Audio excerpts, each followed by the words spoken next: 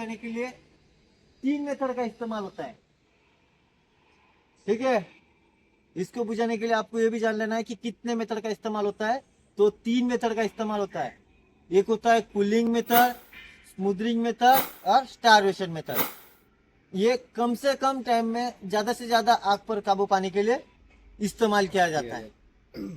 ठीक है, देखिए cooling method, smothering method, starvation method, ये 3 मेथड से कौन सी आग पर कौन सा मेथड इस्तेमाल करोगे ये जान लेना है।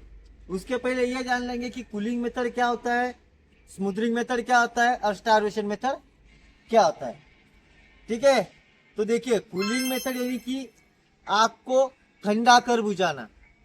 क्या? आग को ठंडा कर बुझाना, यानी कि आग के ऊपर पानी डालकर बुझाना। ठीक है, उसके बाद में आते हैं स्मूदरिंग मेथड। स्मूदरिंग मेथड क्या होता है? स्मूदरिंग मेथड में क्या करना होता है? स्मूदरिंग मेथड यानी कि आग का गला घोटना, आग को दबोच कर बुझाना। ठीक है, आग को दबोच कर बुझाना, आग का गला घोटना, इसे कहते हैं स्मूदरिंग मेथड।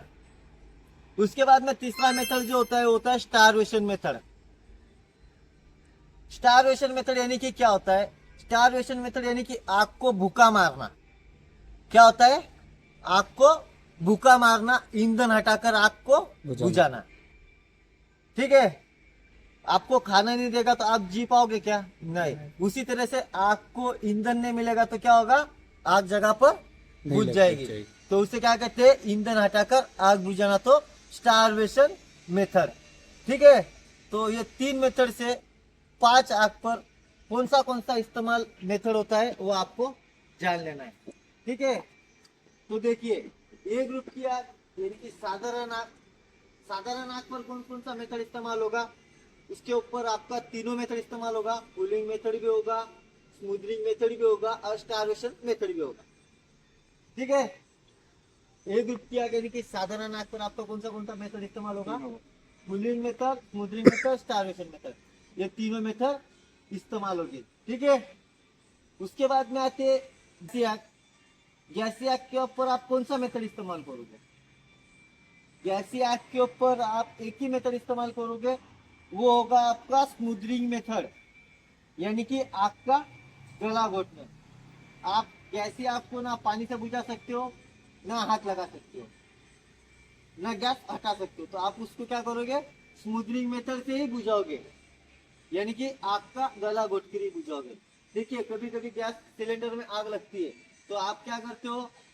एक बारदान लेते हो, एक ब्लैंकेट लेते हो, उसको गीला करोगे और तुरंत आपका जो गैस सिलेंडर होता है उसके ऊपर डाल दोगे, ढक दोगे। उसका क्या होगा? ऑक्सीजन नहीं मिलेगा तो क्या हो जाएगा? वो आग जगह पर बुझ जाएगी, यानी कि उसको सांस ही नहीं मिलेगी। क्या हो गया? उसका गला घुट गया तो जगह पर बुझ गई। ठीक है, तो उसे कहते हैं स्मूदरिंग मेथड। ठीक है, तो आप बी ग्रुप की आग पर भी क्या करोगे? स्मूदरिंग मेथड का ही इस्तेमाल करोगे। ठीक है, उसके बाद में आते हैं सी ग्रुप की आग। सी ग्रुप की आग यानी कि तेली आग। तेली आग के ऊपर आप कौन सा मेथड इस्तेमाल करोगे? कोई बता सकता है आग में से? तो तेली आग के ऊपर आप इस्तेमाल करोगे स्मूदरिंग मेथड। क्या करोगे? Smothering method. क्यों? क्योंकि तेली आग के ऊपर आप पानी भी नहीं डाल सकते हो। आप पानी डालोगे, कूलिंग मेथड से बुझाने जाओगे, उससे क्या होगा? फिर से ब्लास्ट होगा। तो उससे क्या होगा? उससे अच्छा आप क्या करोगे? स्मूदरिंग मेथड से तेली आग को बुझाओगे। ठीक है, उसके बाद में आते हैं डी ग्रुप की आग। डी ग्रुप की आग यानी कि धातुई आग। धातुई आग को आप 2 मेथड से बुझाओगे, एक होगा स्मूदरिंग मेथड और तीसरा होगा, जो दूसरा होगा वो होगा स्टारवेशन मेथड। ये 2 मेथड से आप क्या करोगे? डी ग्रुप की आग को काबू में पाओगे। ठीक है, कम से कम टाइम में ज्यादा से ज्यादा आग पर काबू पाओगे। उसके बाद में आते हैं 5वीं आग, ई ग्रुप की आग यानी कि इलेक्ट्रिक आग। इलेक्ट्रिक आग के ऊपर आपको पाना है काबू स्टारवेशन मेथड से। कौन से मेथड से पाओगे? स्टारवेशन मेथड से। तो स्टारवेशन मेथड से कैसा पाना है आपको बताता हूँ। देखिए कभी वायरिंग में आग लगी है, मीटर में आग लगी है, या कोई बोर्ड में आग लगी है, या कोई मेन आग लगी है इलेक्ट्रिक, तो आपको सबसे पहले क्या करना है, दौड़ते हुए जाना है और जो मेन ट्रांसफार्मर एलसीडी होता है, फ्यूज होता है, उसको ऑफ कर देना है, उसको गिरा देना है।